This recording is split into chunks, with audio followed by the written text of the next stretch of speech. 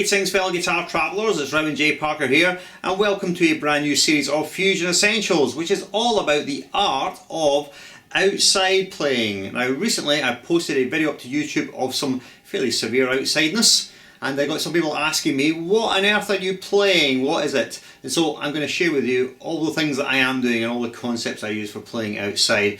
Alright, it should be a lot of fun. It's going to be a multi-part series, lots of different topics covered, but today we're going to be starting with melodic minor. In fact, it's called melodic minor superimposition. Massively complicated concept, doesn't it? But no, it's not really. Anyway, before we get into it, I'd like to encourage you to have a look at my website. That's www.reverendjparker.com. It's a great website full of lots and lots of cool stuff, most of which is free. There is a store where you can buy stuff if you like. You can subscribe to the website just by sticking your email address in the subscribe box, hit subscribe, you get a lot of free stuff if you do that. You can also hit me up for Skype lessons via the website. You can follow me on SoundCloud and on Twitter and Facebook if you so wish. Anywho, enough of that nonsense, and let's get straight into today's lesson, Melodic Minor Superimposition Part 1. Here we go.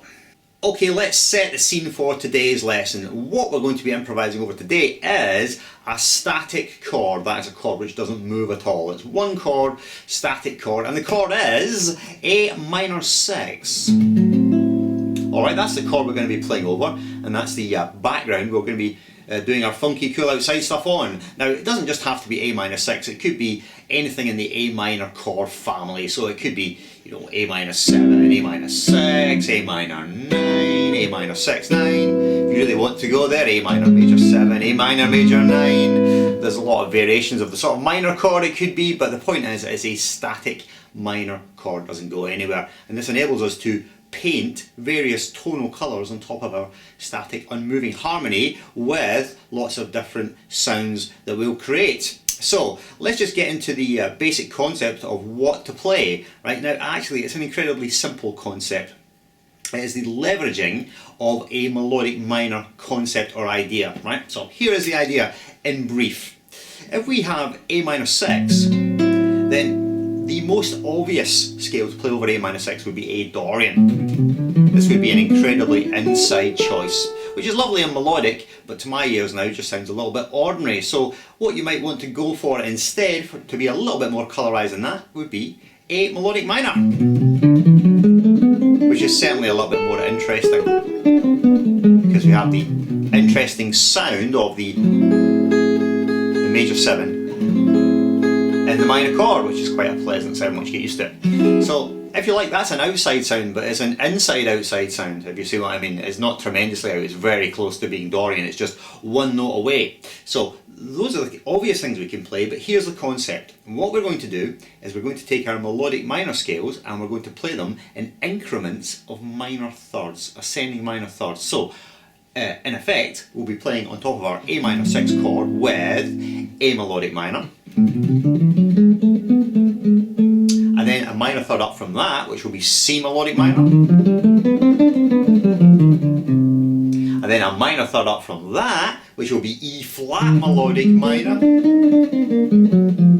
and then, controversially, a minor third up from that, which will be G flat melodic minor, which will be massively out.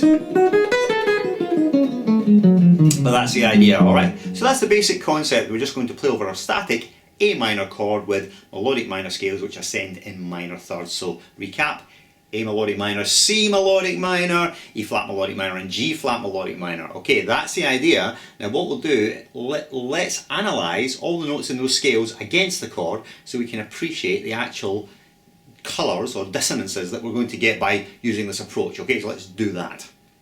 Okay, let's have a look at our first candidate scale, which is A melodic minor. Now the notes in A melodic minor are A, B, C, D, E, F sharp, G sharp and A. Now let's analyse these notes against the chord, the A minor chord, just to see what intervals we've had. Now this will allow us to appreciate what is in and what is out. So the first note is A, which is clearly the root, so that's as in as you can get. Then we have B, which is the second or ninth, which will be a nice colour tone on that chord, that'll be fine. And then we have C, which is the flattened third of the chord, the minor third. So the chord tone, strong chord tone. Then we have D, which is the 4th or 11th, playing A minor 11, so no problem so far, very inside. And then we have the E, which is the 5th of the chord. again, chord tone completely inside. And then the next note is F sharp. Now this is the major 6 of the A minor chord, obviously implying the sound of A minor 6, something like that, possibly. That sort of sound, which is quite an interesting sound, nice sound, but still quite an inside sound. And then the last note we have is the G sharp, which is a little bit more controversial because this is the major 7th interval above the A, and this produces our outside or dissonant sound, produces this sort of sound. You can see the G sharp on top there, the major 7 interval. And the sort of chord sound you're generating by doing this, or implying, is really A minor major 7, alright? That is a minor triad plus the interval of a major 7. Alright, so that's the first idea for slight outness. So it's mostly a Dorian sound, which would be A, B, C, D, E, F sharp, G and A. So it's almost inside, just slightly outside with the major 7. So it's a good sound and it's not that difficult to control because it's very close to Dorian. Alright, so what we're going to do now is just give you a short playing demo of the A melodic minor scale against the chord so we can listen to the particular colour it has. Let's do that. Okay, here we go with the first playing demonstration. It's A melodic minor over our A minor 6 chord, and what I will do initially is I will linger or sustain each note so you can really hear how it sounds against the chord, and that way we can determine its level of consonance or dissonance. As you'll see from this scale, it's actually very, very consonant. But anyway, off we go with our little backing track, and starting with A melodic minor, the first note, the root A. Now obviously that's very consonant, that's A, it's the root. Then we've got B, which is the 2nd or 9th, which is a lovely colour. Then the C note, which is the flattened third of the chord, the minor third, consonant, chord tone. D, 4th or 11th, lovely sound, lovely colour tone, produces or implies A minor 11. Then we have E, which is the 5th, the perfect 5th, is incredibly consonant and inside sound. And then we have this one, F sharp, that's the major 6, sometimes called the Dorian 6.